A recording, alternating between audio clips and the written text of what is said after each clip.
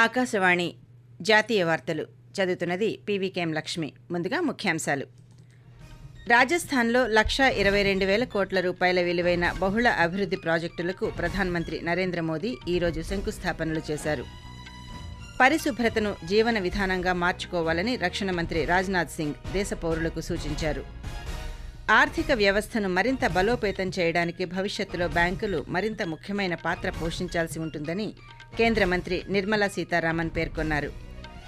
ప్రధానమంత్రి నరేంద్ర మోదీ మన్ కీ బాత్ మనసులోని మాట కార్యక్రమం 126వ సంచిక ఈ ఆదివారం ప్రసారమవుతుంది. వార్తల వివరాలు. ప్రపంచవ్యాప్తంగా అనిశ్చితి నెలకొన్నప్పటికీ భారతదేశ వృద్ధి మాత్రం అద్భుతంగా ఉందని ప్రధానమంత్రి నరేంద్ర మోదీ పేర్కొన్నారు. ఉత్తరప్రదేశ్లోని గ్రేటర్ నోయిడాలో ఈరోజు జరిగిన అంతర్జాతీయ ట్రేడ్ ఎగ్జిబిషన్ను ప్రధానమంత్రి ప్రారంభించారు. అనంతరం ఏర్పాటు చేసిన బహిరంగ సభలో ఆయన ప్రసంగిస్తూ ఎటువంటి అవాంతరాలు కూడా దేశ దృష్టిని మరల్చలేవని, సంక్షోభ పరిస్థితుల్లో సైతం భారత్ కొత్త అవకాశాలను అందిపుచ్చుకుంటుందన్నారు. నేడు భారతదేశం రాబోయే దశాబ్దాలకు పునాదిని బలోపేతం చేస్తోందని చెప్పారు. గత దశాబ్ద కాలంలో ప్రభుత్వం మేక్ ఇన్ ఇండియాపై దృష్టి సారించిందని ప్రధానమంత్రి వివరిస్తూ, भारत को आत्मनिर्भर बनाना ही होगा। अपना बिजनेस मॉडल ऐसा बनाइए जो आत्मनिर्भर भारत को मजबूती देता हो। आज सरकार मेक इन इंडिया पर, मैन्युफैक्चरिंग पर कितना बल दे रहे। हम चिप से शिप तक भारत में बनाना चाहते हैं और इसलिए आपकी ईज ऑफ डूइंग बिजनेस के लिए हम लगातार काम कर रहे हैं. ఇక ఉత్తరప్రదేశ్ పర్యటన ముగించుకుని సాయంత్రం రాజస్థాన్ చేరుకున్న ప్రధానమంత్రి బన్స్వారాలో 1,22,000 కోట్ల రూపాయలకు పైగా విలువైన బహుళ అభివృద్ధి ప్రాజెక్టులకు శంకుస్థాపనలు, ప్రారంభోత్సవాలు చేశారు. పరిశుభ్రతను జీవన విధానంగా మార్చుకోవాలని రక్షణ మంత్రి రాజ్నాథ్ సింగ్ దేశ పౌరులకు సూచించారు. స్వచ్ఛతా హీ సేవా కార్యక్రమంలో భాగంగా పారిశుధ్య కార్మికులను రక్షణ మంత్రి రాజ్నాథ్ సింగ్ ఈరోజు న్యూఢిల్లీలోని ఆర్మీ ప్రధాన కార్యాలయంలో సత్కరించారు. స్వచ్ఛ భారత్ అభియాన్ కార్యక్రమాన్ని దేశంలోని ప్రతి ఒక్కరూ ఒక ఉద్యమంలా స్వీకరించడం పట్ల ఈ సందర్భంగా ఆయన హర్షం వ్యక్తం చేశారు. ఈ విప్లవంలో భాగంగానే నేడు దేశం స్వచ్ఛతా దివస్ను జరుపుకుంటోందని పేర్కొన్నారు. स्वच्छता का संबंध केवल शरीर और परिवेश से ही नहीं है। स्वच्छता जीवन का एक दर्शन है। जब कोई व्यक्ति अपने घर को साफ रखता है तो वह यह संदेश देता है कि वह अनुशासित है और जिम्मेदार भी है, कि दुनिया के हर महान समाज की पहचान उसकी स्वच्छता और उसकी व्यवस्था से ही होती है। एक सभ्य समाज में स्वच्छ रहने को हमेशा सबसे बड़े गुणों में से एक माना गया है. వినూత్న విధానాలతో ఆర్థిక వృద్ధికి బ్యాంకులు దోహదపడాలని కేంద్ర ఆర్థిక శాఖ మంత్రి నిర్మలా సీతారామన్ పిలుపునిచ్చారు. ఆర్థిక వ్యవస్థను మరింత బలోపేతం చేయడానికి రాబోయే కాలంలో బ్యాంకులు మరింత ముఖ్యమైన పాత్ర పోషించాల్సి ఉంటుందన్నారు. బ్యాంక్ ఆఫ్ మహారాష్ట్ర 91వ వ్యవస్థాపక దినోత్సవాన్ని పురస్కరించుకుని పూణేలో ఈరోజు జరిగిన ఒక కార్యక్రమంలో ఆమె మాట్లాడారు. వినియోగదారులను దృష్టిలో ఉంచుకుని బ్యాంకింగ్ పథకాలను తీసుకురావాలని ఆర్థిక మంత్రి ఈ సందర్భంగా సూచించారు. వాయుసేన కోసం 62,370 కోట్ల రూపాయలతో 97 తేజస్ యుద్ధ విమానాలను కొనుగోలు చేసేందుకు హిందుస్థాన్ ఏరోనాటిక్స్ లిమిటెడ్ హెచ్ఏఎల్తో రక్షణ శాఖ ఈరోజు ఒక ఒప్పందం చేసుకుంది. ప్రధానమంత్రి నరేంద్ర మోదీ నేతృత్వంలో భద్రతా వ్యవహారాల కేబినెట్ కమిటీ ఇప్పటికే దీనికి ఆమోదం తెలిపింది. మిగ్-21 యుద్ధ విమానాల స్థానంలో ఈ సింగిల్ ఇంజిన్ MK-1A తేజస్ జెట్స్ను వాయుసేన ప్రవేశపెట్టనుంది. తాజాగా సమీకరిస్తున్న 97 విమానాల్లో 68 యుద్ధ విమానాలు, 29 ట్విన్ సీటర్స్ ఉండనున్నాయని రక్షణ శాఖ వెల్లడించింది.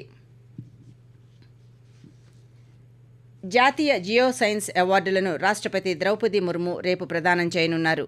ఢిల్లీలోని రాష్ట్రపతి భవన్ సాంస్కృతిక కేంద్రంలో జరగనున్న ప్రత్యేక కార్యక్రమంలో 2024 సంవత్సరానికి గాను ప్రతిష్టాత్మక జాతీయ జియో సైన్స్ అవార్డులను రాష్ట్రపతి ప్రదానం చేస్తారు. ఈ కార్యక్రమానికి కేంద్ర బొగ్గు గనుల శాఖ మంత్రి జి కిషన్ రెడ్డి, బొగ్గు గనుల శాఖ సహాయ మంత్రి సతీష్ చంద్ర దూబే హాజరవుతారు.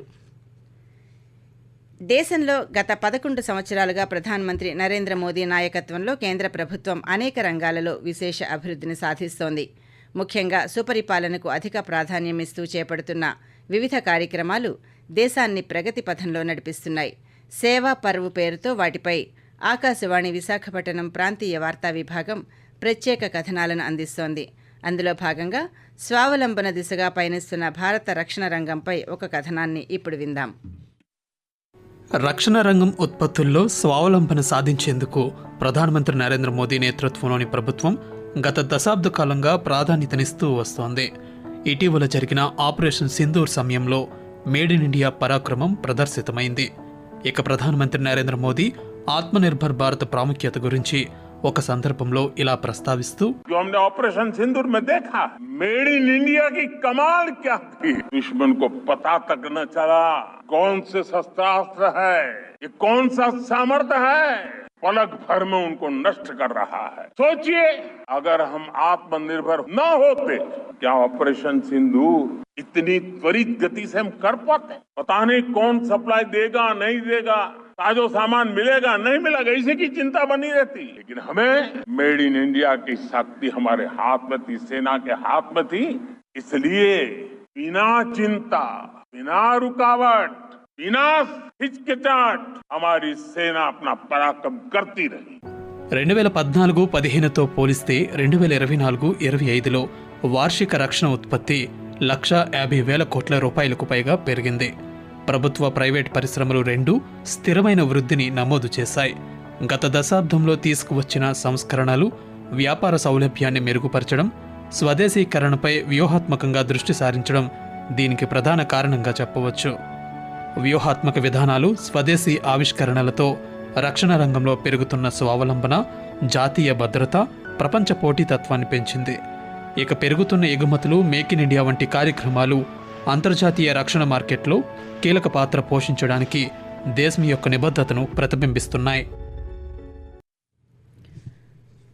ప్రధానమంత్రి నరేంద్ర మోదీ తన మనసులోని భావాలను ఆకాశవాణి ద్వారా దేశ ప్రజలతో పంచుకునే మన్ కీ బాత్ మనసులోని మాట కార్యక్రమం 126వ సంచిక ఈ నెల 28వ తేదీ ఆదివారం ప్రసారమవుతుంది. మన్ కీ బాత్ కార్యక్రమానికి ప్రజలు తమ సూచనలు, సలహాలు అందించాలని ప్రధానమంత్రి కోరారు. ప్రజలు తమ స్వర సందేశాలను 18001178000 నంబరుకు లేదా నరేంద్ర మోదీ యాప్కు ఈ నెల 26వ తేదీ సాయంత్రం వరకు పంపవచ్చు. తిరుమలలో ఇంటిగ్రేటెడ్ కమాండ్ కంట్రోల్ సెంటర్ను ముఖ్యమంత్రి నారా చంద్రబాబు నాయుడు ఈరోజు ప్రారంభించారు. Artificial intelligence, quantum ready analytics, machine learning టెక్నాలజీల సహాయంతో ఈ అధునాతన కమాండ్ కంట్రోల్ సెంటర్ పనిచేయనుంది. ఇది 6,000 సీసీ కెమెరాల సహాయంతో 3D మ్యాపింగ్, రెడ్ స్పాట్లను గుర్తించి రద్దీ నిర్వహణకు అవసరమైన సూచనలను చేస్తుంది. టీటీడీ నిర్వహణలోని అన్ని దేవాలయాలను ఇంటిగ్రేటెడ్ కమాండ్ కంట్రోల్ సెంటర్తో అనుసంధానించాలని ముఖ్యమంత్రి ఈ సందర్భంగా అధికారులకు సూచించారు.